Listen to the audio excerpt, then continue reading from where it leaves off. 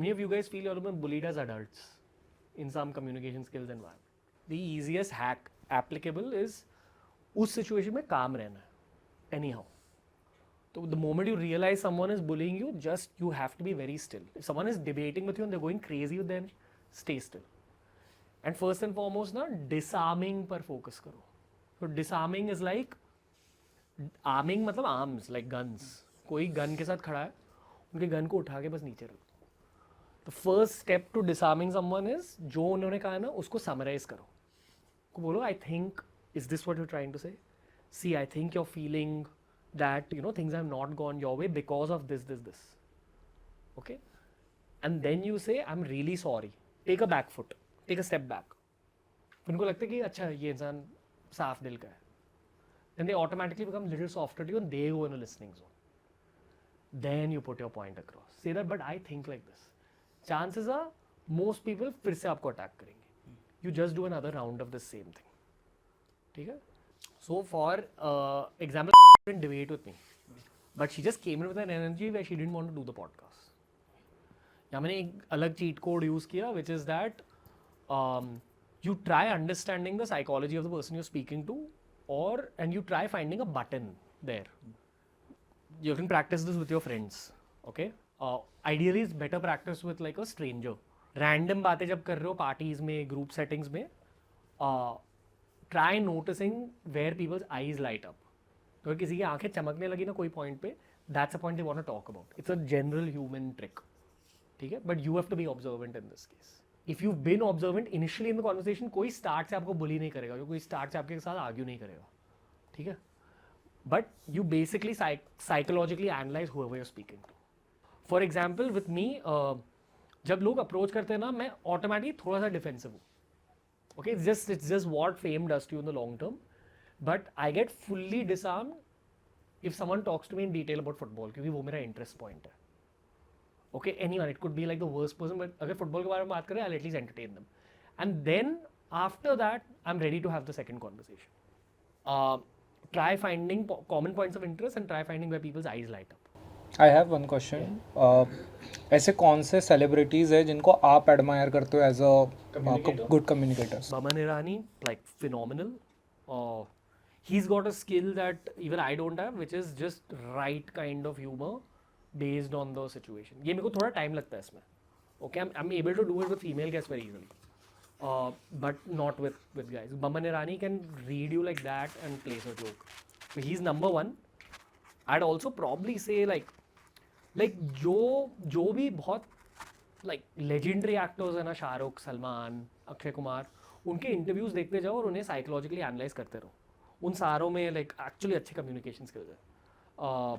All my actor friends, they say that actually to be a very good actor, you need to be really intelligent. Okay? But break that down. Acting में craft क्या है? आप basically वही emotional bag को दुनिया के सामने, कैमरे के सामने पेश कर रहे हो. Which is why I believe even in acting workshops, there's a lot of inward work. कि खुद को जानो और खुद की personality को break down करो to get better communication skills. Acting is a very professional version of communication skills, I feel. Controlling the camera, amongst many other things, body language and all that. I also feel that there's some stat that goes like, I think more than 60% of all communication that your brain processes is actually body language based. So how many of you guys actually study body language as a subject या कभी पढ़ाई की है इसके बारे में? Not formally. नहीं, मतलब मस्ती के लिए. Okay, I highly recommend. मतलब ये ना एक added element होता है. It's like how cricket में अगर आप बहुत अच्छे fielder हो, you're a better cricketer. Body language study applies to communication skills in the same manner. क्योंकि first and foremost आप खुद के body को use कर पाते हो communication में. Secondly, way more importantly, वो जो read the room वाली skill है कि ये समझना कि सामने वाला क्या सोच रहा है, सामने वाला आपके बारे में क्या believe करता है. Preconceived beliefs आप लोगों के body language के through पढ़ सकते हो. Body language भी infinitely long subject है.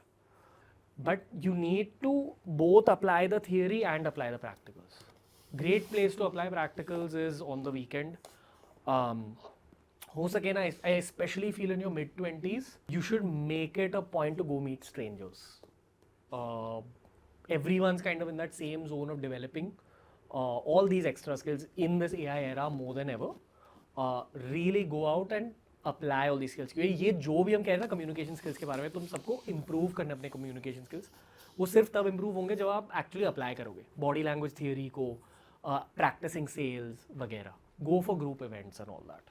Okay, one thing I forgot to mention is that अगर एक्चुअली कम्युनिकेशन स्किल्स को एक स्पोर्ट की तरह देखा, जो आई फील तुम सबको देखना चाहिए, it's only going to improve when you are shameless about the process. तो थोड़ा बेशरम रहना है. ओके, ऑब्वियसली DAIs की वजह से कम्युनिकेशन स्किल्स बहुत इंप्रूव हुए थे. कॉलेज में चीज़ें बेची, I did sales jobs in college, great. The actual place I really jump to the next level was जब BOISFs की शुरुआत हो रही थी. मेरे को हर दिन ना 6 सब्सक्राइबर्स मिलते थे in like the first phase, जब 2-3 वीडियोज़ डाले थे. एंड आई वॉज लाइक यार 6 सब्सक्राइबर्स के बदले अगर मेरे को 30 सब्सक्राइबर्स चाहिए, मैं क्या करूँ? तो मैं कार्टर रोड जाके खुद बेचता था BOISFs को. लोगों के फ़ोन्स को लेके I would say that okay please subscribe, but people are not going to give you the phone just like that. वहाँ मेरे को सेल्स गेम खेलनी होती. ये करने के शायद 1 हफ्ते बाद ना मैं लोगों को देख के समझ सकता था कि मेरा कस्टमर कौन है. Okay, but again it began from taking that 1 week of like being really shameless and embarrassing myself a lot. I really think that for this skill you have to be ready to embarrass yourself.